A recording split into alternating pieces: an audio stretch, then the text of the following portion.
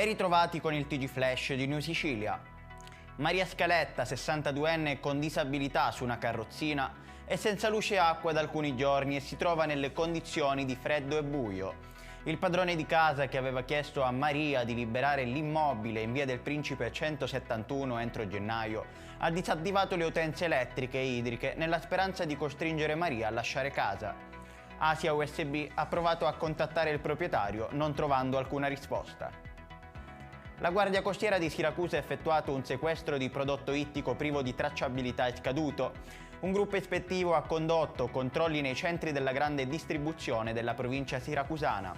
Durante i controlli è stato scoperto che in un esercizio commerciale all'ingrosso era presente prodotto ittico per un totale di 40 kg senza documentazione di tracciabilità e scaduto.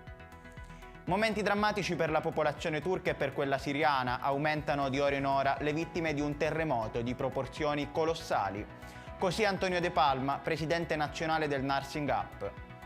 L'Italia ha avviato le prime squadre di professionisti verso i territori colpiti dal terremoto. È già sbarcato infatti ad Adana il primo contingente dei Vigili del Fuoco, inviato in soccorso alla popolazione devastata dal sisma. È in corso a Palermo il sit-in di protesta dei lavoratori di Ast SpA sotto la sede dell'assessorato regionale alle infrastrutture.